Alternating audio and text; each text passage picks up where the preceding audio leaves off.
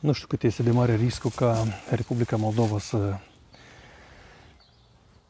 intre într-un război, într-un conflict armat, dar acest pericol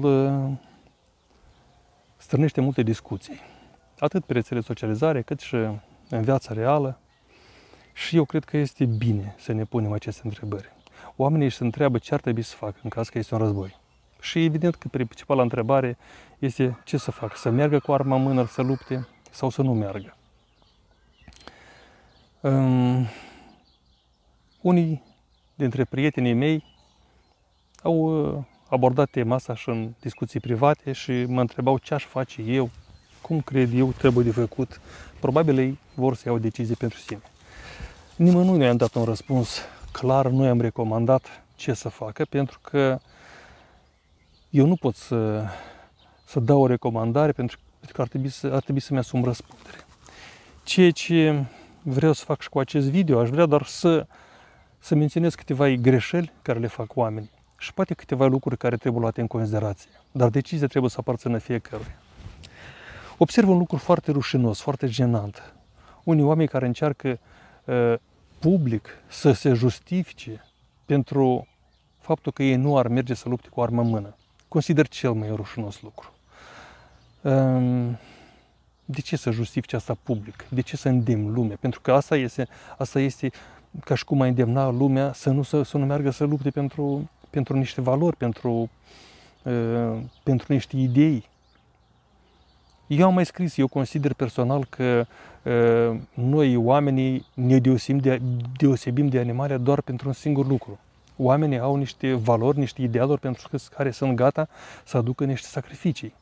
Și valoarea noastră ca om este egală cu valoarea sacrificiului pe care suntem gata să-l aducem pentru anumite valori. Doar atât. Atât de simplu este definiția noastră ca om. Pentru că în rest este animal, ca la oricare animal. La nivel biologic suntem animale. Și când oamenii spun că nu văd niciun motiv să meargă să lupte într-un război, mi se pare asta foarte rușinos. Și încă să justifice asta public, știi, să spui că nu ai pentru ce lupta. Justificarea asta că nu voi merge să lupt cu arma în mână pentru niște hoți care fură miliarde, pentru niște guvernanți, e o rătăcire foarte gravă. Probabil vin din mentalitatea asta comunistă, am mai scris de multe ori, nu confundați patria cu statul. Nu are nimic patria cu statul. Eu sunt unionist din convingerile mele, adică eu aș vrea să fie lichidat acest stat. Dar asta nu înseamnă că nu am dragoste față de patria mea. Nu mă apuc eu să zic că sunt patriot. În genere nu prea îmi plac oamenii care să bat cu pumnul în piept că sunt patrioți, dar patriotismul nu are nimic cu statul. Are cu patria, rădăcina cuvântului patria, dar patria și statul sunt lucruri diferite. Oare nu cumva credeți că ucrainenii luptă acum pentru Zelenski și pentru Kuleba sau cine mai sunt acolo pentru Arestovici? Nu. Acolo luptă și Poroșenko și cei care au votat pentru Poroșenko și cei care nu au fost la votare, care nu l-au susținut pe Zelenski. Ucrainenii luptă pentru posibilitatea de a-l da jos pe Zelenski și de a pune pe altul în loc. Așa și noi ar trebui să luptăm pentru statul ăsta, chiar dacă ar fi indiferent că este Maia Sandu sau că era Dodon sau Plahotniuc, indiferent cine. Că lupți pentru libertatea de a schimba guvernarea, ori când vin niște orci a lui Putin, când se instaurează un regim ca al lui Putin, nu mai poți schimba nimic. Deci asta este o mare rătăcire. Nimeni nu luptă pentru stat. Luptați pentru patrie. Clarificați ce înseamnă patria. Dar acum să nu credeți că decizia de a merge să luptați cu arma în mână întotdeauna este cea mai corectă. E o chestie individuală. Fiecare individual trebuie să decidă. Nimeni nu este dator nimănui să dea explicații de ce a mers sau de ce nu a mers. Pentru că atunci când decizi să mergi, să riști viața și sănătatea la război, foarte rare cazuri vei fi apreciat de membrii familiei, de oameni apropiați. Cei mai apropiați oameni toți te vor încerca să te convingă să nu mergi. Lasă lupte alții, cui trebuie mai mult, dar de ce să mergi tu? Dar de ce să riști tu cu viața? Lasă că are cine, nu numai decât tu. Și ceilalți care au mers la luptă îți vor spune invers, că trebuie să mergi. Că ce? Numai ei să lupte, dar tu cu ce ești mai breaz decât alții. De aceea, întotdeauna vor fi cei care o să vă susțină să mergeți și cei care o să vă susțină să nu mergeți la război. Dar fiecare trebuie să decide pentru sine. Câteva lucruri ar trebui totuși să le luați în considerație, fiindcă fiecare caz este un caz particular. Eu cred că atunci când mergi să lupți la război, eu nu sunt militar, eu nu am fost la război, dar ca și orice lucru ar trebui să fie de folos acolo unde mergi. Adică, probabil, în primul rând ar trebui să meargă acolo oamenii care au o sănătate fizică, care pot, cel puțin, să poți merge cu o povară de 20 de kg, măcar vreo 5 km timp de o oră. Că dacă tu nu poți face lucrurile astea, mai ales dacă ai probleme de sănătate și trebuie să stai permanent cu pastile, cu injecții, cu tensiunea, tu mergi încolo și ești o povară pentru camarazi. Tu, în loc să-i ajuți pe ei în luptă, tu devii o povară pentru ei. Deci, poate că nu e cazul să riscați, dar poate că unii, chiar în situația asta, au niște cunoștințe militare, au niște cunoștințe care pot fi de mare folos în câmpul de luptă. E o chestie individuală care nimeni nu știe. Pe urmă, fiecare are o situație concretă în familie, deci unii pot să aibă mai mulți copii mici care fără dânsul rămân pe drumuri, rămân fără singura sursă de existență.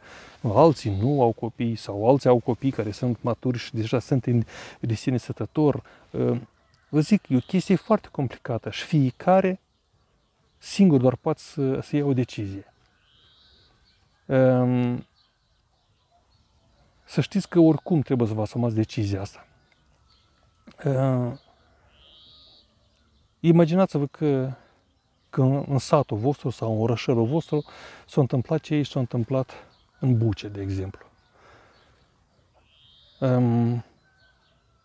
Iată, cei care au decis să nu meargă, să nu lupte deloc, să nu încerce să protejeze cumva oamenii ăștia.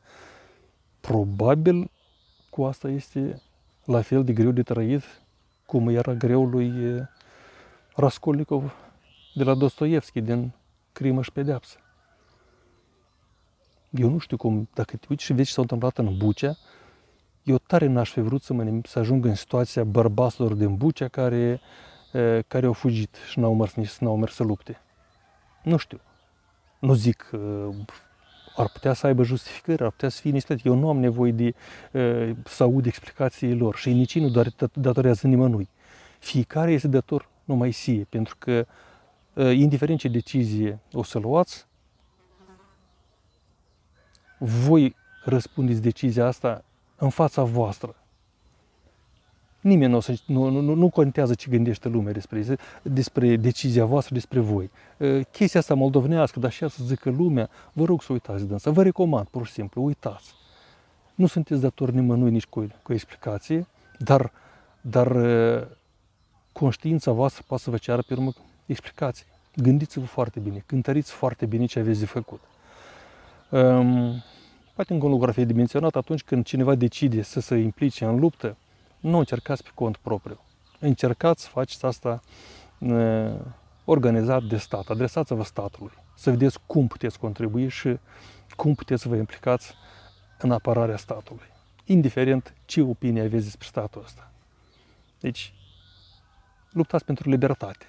Nu pentru Maia Sandu, pentru Grosu, pentru toți clovnii ăștia rătăciți. Decizia trebuie să vă aparțină numai vouă și nu aveți datoria să dați nimănui nicio explicație, decât poate persoanelor cele mai apropiate, membrilor familiei și așa mai departe.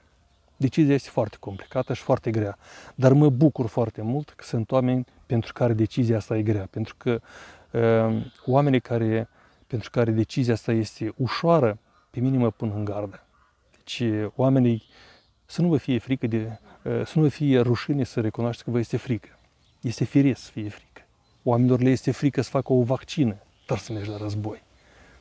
E normal să fie frică, numai nebunii nu au frică. Dar trebuie să vă fie frică nu numai de faptul că puteți să pierdeți viața sau sănătatea, dar trebuie să vă fie frică de faptul că puteți să pierdeți demnitatea, puteți să aveți remușcări de conștiință. Sunt chestii foarte complicate și trebuie să gândească fiecare individual. Este bine că noi avem un răgaz, posibil că riscul nu este atât de mare și posibil că nu o să vie momentul să luați decizia asta, dar eu cred că fiecare trebuie să se gândească cât mai din timp, să cântărească foarte bine toate argumentele și atunci, în momentul când o să trebuia să iei decizia, să fie pregătiți, să nu vă prindă timpul nepregătiți. Cam asta am vrut să vă spun celor care mă întrebați ce ar trebui să facă.